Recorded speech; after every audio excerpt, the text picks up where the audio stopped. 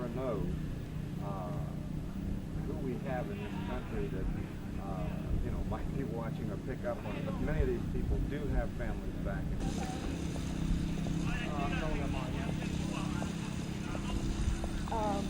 Are they? Is there any kind of?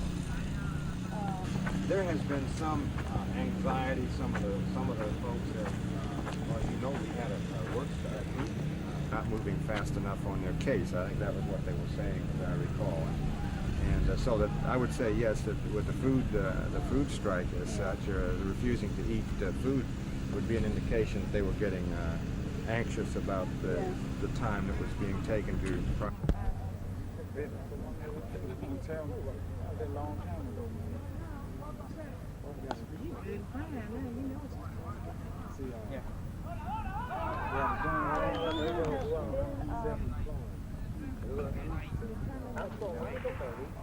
You'd have to ask him. Oh, yeah? That would be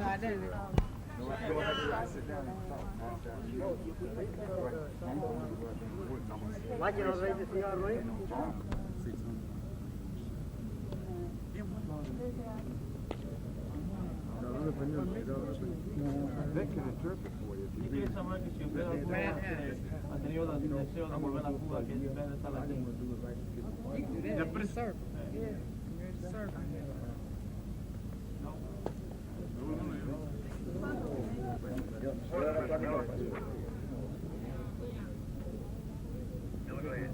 Can you take a phone call?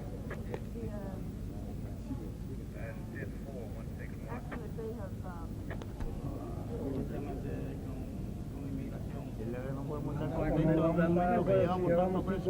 No tenemos cometido ningún delito en los Estados Unidos para que nos tengan presos. Es correcto que nosotros pasemos un proceso de inmigración, ¿me entiendes? Pero que no nos el tiempo que llevamos. Porque Cicina. no es. How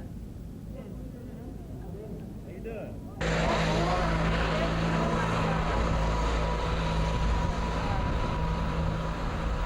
No.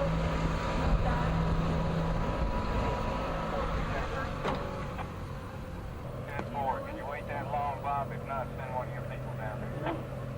Estas son las preguntas, yo no te puedo contestar. Es lo que yo le quería decir, que este problema de inmigración. Es lo que quería saber. Dije, casi me matan en Cuba porque me puse.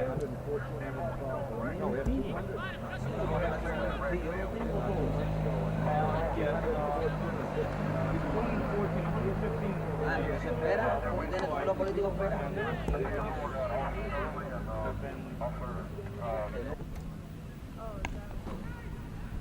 Okay.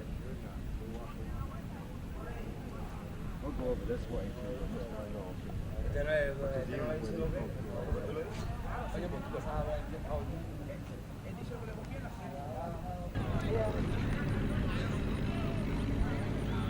That's one for a mountain back there. That lookout tower right there.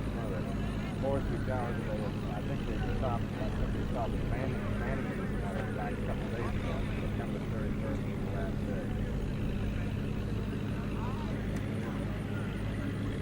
Then we can beat the crowd over here. We'll get on inside. Can't identify nothing.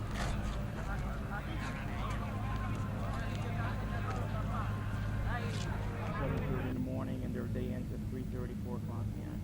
How many do you think how many of the Cubans could find waivers that they want to be in the population?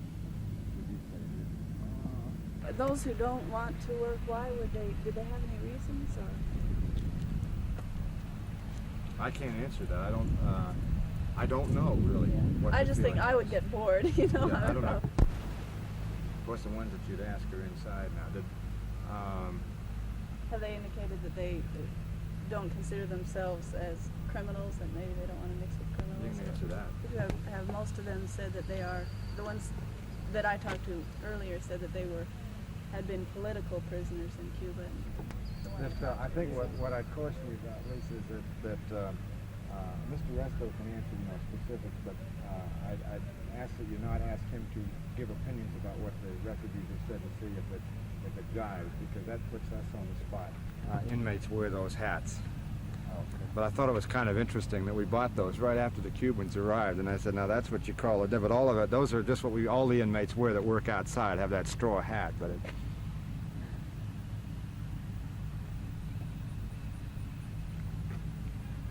Really comment, they don't get along, they're not buddy-buddy, but they don't seem to be having, they just do their thing. They do their job and then go back to their work area or their housing area. That's our regular population going into the dining hall for lunch there.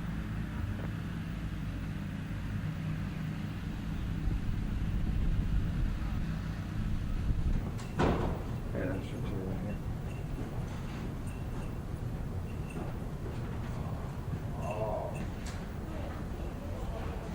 Lisa, let me show you something. Can you tell me how you've had to change some of your things at the prison that you normally do, your schedules and such? Well, as a right the Cubans have, they have the right to be separated from the adult population. And one of the changes we've had to make is in the feeding program. I mentioned to you earlier that normally our feeding program for each meal takes about an hour and 15 minutes, and at the present time it's taken 2 hours, 2 hours and a half. What about the language problem? Very significant. We have 2 staff members that are bilingual, and one of those are on detail to us from Tallahassee, Florida. We're in the process of identifying a training class which will encompass about 20 to 30 staff members that will be trained in conversational Spanish. I understand that there are about 100 Cubans who've already been determined excludable, and under normal procedure they would be deported, but since we don't have relations with Castro, they can't be. How do you feel about having them staying here indefinitely? It's not only some concern to me, but also the number of staff, and I think to the Cubans themselves. I think the uncertainty of any event in any person's life leads to a lot of frustration, and that frustration builds and anxieties build each day. Hopefully, within, at least from my perspective, within 30 to 60 days, perhaps something can be arranged where their removal to another country or back to Cuba can be effected. Have you seen any evidence of their anxiety mounting, any problems? Well, since their arrival, there's been ups and downs, emotional highs and emotional lows that are unusual among a confined population in a traditional sense. And I think that in a number of instances, they've attempted to draw attention to their plight through perhaps not eating. There's been some incidents of people wanting to talk to the various members of the press. We've had an unusual amount of correspondence between members of the community and our staff trying to determine just what the situation is. So you have had some indication from outside, those maybe who live in Talladega and stuff, who may be concerned? Well, not necessarily Talladega, although people in the community have not, initially they were concerned about what would happen once they were released, but I think that has somewhat died out since they've received our assurances as well as immigration assurances they will not be released to the Talladega community. But I was alluding primarily to members of perhaps the Cuban community either in Florida or throughout the United States that have had some contact with the detainees we have, either as relatives or friends of relatives, that have inquired as to what will happen to them. And they are probably, the fact that maybe they have relatives who are out already, that probably doesn't help much, huh? That might be a part of it.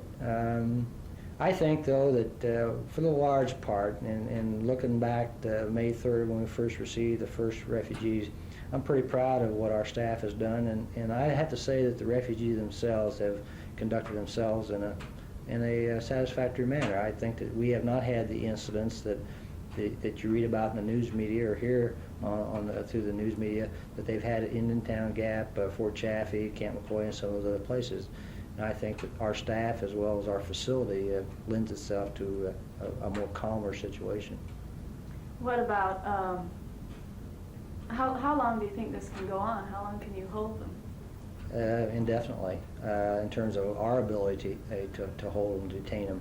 Now, I'm not familiar with the immigration laws. I don't know by law and by statute the length of time that they can be held, but in terms of our ability to hold them, we'll hold them as long as Immigration and Naturalization asks us to.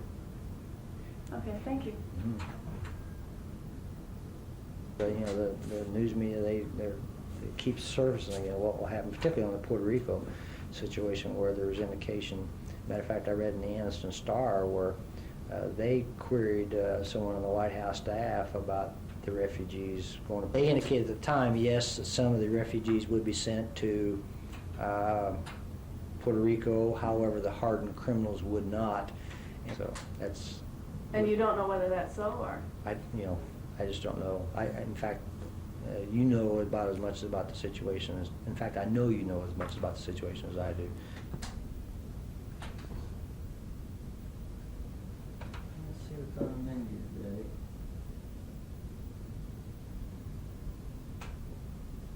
Tartar sauce, potatoes, must be fish. Tartar sauce.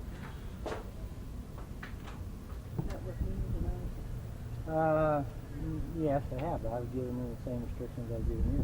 I appreciate that. Oh, yeah. And one thing that I told the inmates and staff alike, I built a reputation on Being very difficult to work for, but also I built one of being very fair, and that carries over in my private life as well as my.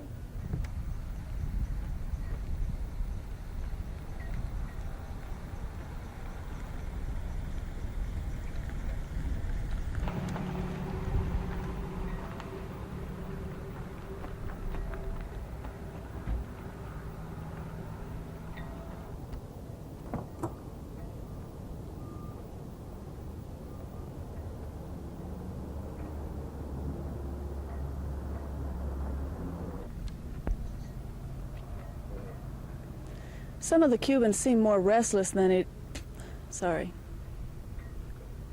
Some of the Cubans seem more restless than they did when they first got here more than 5 months ago. The warden says that could be because.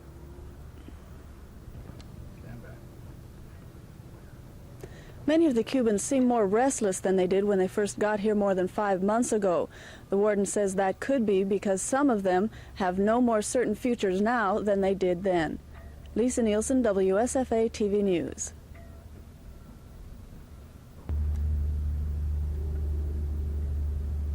Many of the Cubans seem more restless now than they did some 5 months ago when they first got here. The warden says that could be because for some of them, their futures are no more certain now than they were in May.